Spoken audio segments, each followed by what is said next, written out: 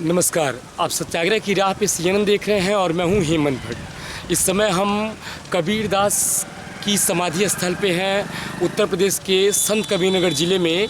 इस स्थान का नाम मगहर है।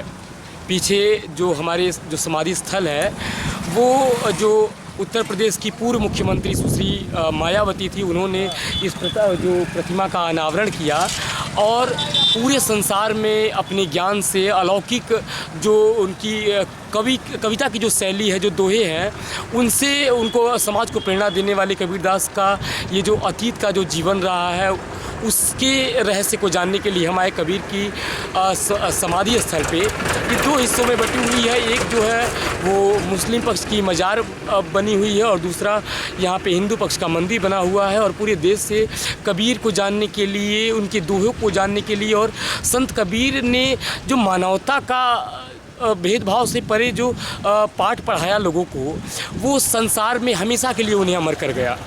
तो हम जानेंगे इस विशेष कार्यक्रम में कबीरदास की अंतिम कहानी के बारे में।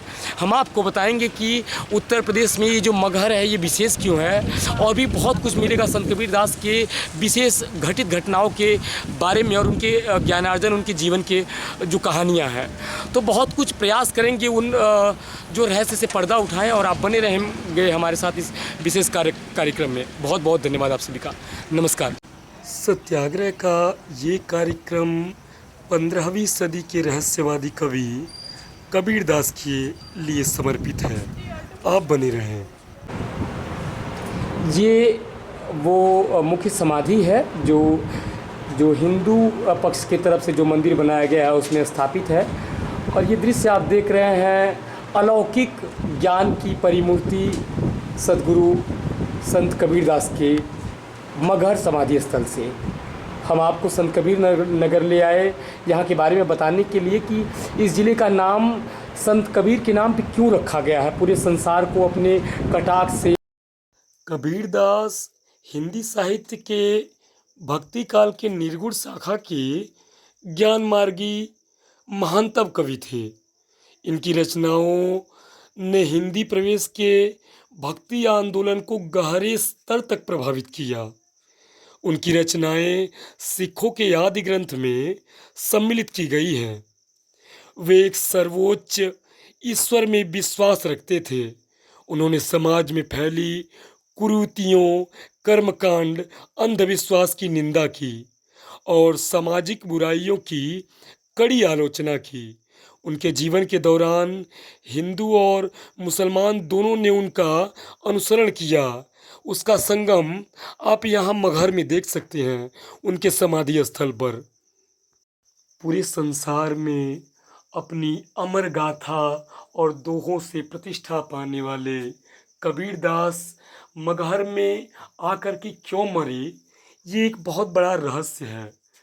जहाँ तक मगहर है वहाँ लोग कहते हैं कि मरने के बाद वहाँ लोगों को मोक्ष नहीं मिलता है। इस मिथ को तोड़ने के लिए कबीरदास ने मगहर में आकर के अपने शरीर का त्याग किया।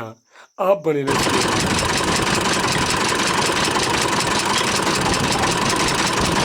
ये गर्मी का जो समय है, बर्फ डाल करके पिलाएंगे तो गला खराब हो जाएगा। क्या नाम है आपका? विष्णु। कहाँ के रहने वाले? यहीं के रहने वाले हैं? अभी ये जिस जगह पे हैं, ये कौन सी जगह है? ये कबीर स्थली है। कबीर जी की स्थली है। क्या बताना चाहेंगे यहाँ कबीर के बारे में? लोग कहाँ से आते हैं इसको देखने के लिए? कोई आता भी है कि नहीं? आते हैं, बहुत दूर दूर से आते हैं। बहुत दूर दूर से आते हैं। बस से भी आते हैं। कल भी राजस्थान के लोग आए थे 2 बस। अच्छा। हाँ, डेली आते हैं, ये बात नहीं है। एक बात बताइए, कबीर को पूरे संसार में लोग जानते हैं। और जो संत कबीर नगर के लोग हैं वो कबीर की इस स्थली पे आते हैं कि नहीं आते? आते हैं। हम ही लोग रहते हैं रातों दिन यहाँ पर। अच्छा अच्छा। देखिए विष्णु हैं, और अभी हम संत कबीर नगर की जो महापरिनिर्वाण जहाँ उनकी समाधि है वहाँ पे हैं मगहर में। और ये यहाँ पे गन्ने का जूस निकालते हैं, लोगों को पिलाते हैं और बता रहे हैं कि दूर दूर से लोग जो है वो जो संत कबीर को जानते हैं, जो उनके दोहे के बारे में जानते हैं, जो समाज में किस प्रकार से जो कबीर है वो कटाक्ष करते थे उनके बारे में जानते हैं, वो कबीर की समाधि पे आते हैं। और पूरे विश्व में अपनी छवि को छोड़ने वाले जो संत कबीर हैं उनकी जो स्थली है, जो उन्होंने प्राण त्यागा था अपना, वो ये जगह है मगहर। इस समय हम मगहर में हैं और आप ये दृश्य देख रहे हैं उत्तर प्रदेश के संत कबीर नगर जिले से। ग्राम मगहर जी। अच्छा, आप शुरू से ये कब से काम कर रहे हैं गन्ना वगैरह? ये 3 साल से। 3 साल से? हाँ, यहाँ यहीं पर रहते हैं। अच्छा अच्छा। और आपके बच्चे कितने हैं? बच्चे 5 हैं। सब लोग पढ़ाई करते हैं कि नहीं? बच्चे बड़े हो गए हैं, मम्मी नहीं है। अच्छा अच्छा, माँ नहीं है उनकी। बहुत मेहनत करते हैं विष्णु। और अभी आप देख सकते हैं कि ये गन्ने का जूस निकाल रहे हैं। हम गन्ने का जूस पियेंगे और फिर आगे चलेंगे संत कबीर नगर जिले के और भी दूर दराज शहरों की गाँवों में और जानने का प्रयास करेंगे कि जो संसदीय क्षेत्र है यहाँ के सांसद प्रवीण निषाद का, उन्होंने कितना काम किया है। आप बने रहे हमारे साथ। बहुत बहुत धन्यवाद आप सभी का। नमस्कार। नमस्कार। अभी आप ये जो दृश्य देख रहे हैं, प्रवीण निषाद जो संत कबीर नगर के सांसद हैं, उनका संसदीय क्षेत्र है ये। गांव का नाम ब्यारा है और गांव के जो 2-4 जो बुजुर्ग लोग हैं वो हमारे साथ में हैं, क्योंकि जो ग्रामीण लोग होते हैं वो सुबह सुबह खेतों के लिए तरफ जो है वो काम के लिए निकल जाते हैं और भी अपने गृह कार्य के लिए निकल जाते हैं। तो जो गाँव में बच्चे लोग हैं, हम उनसे जानने के लिए आए हैं कि जो प्रवीण निषाद हैं उन्होंने कितना काम किया है और कितना संतुष्ट जो जनता है वो है उनसे। सर, क्या नाम है आपका? राम प्रताप। राम प्रताप जी, अगर हम आपसे पूछे संत कबीर नगर के बारे में और सांसद जी के बारे में, तो क्या लगता है कितना संतोषजनक काम हुआ है उनके कार्य उनके तरफ से? बहुत भाई काम तो किए हैं जी। काम तो हुआ है। अब अगर एक बात बताइए, उम्र कितनी हो गई आपकी? हम लोगों को 65 वर्ष हो गए। 65 वर्ष हो गई। अभी तक जितने भी नेता आए हैं उनके काम को लेकर के भारतीय जनता पार्टी जो अभी नरेंद्र मोदी की सरकार है उसके काम का अगर मूल्यांकन करेंगे तो आपको क्या लगता है किस तरह का भी काम हो रहा है? बढ़िया काम किए हैं जी। मोदी ने।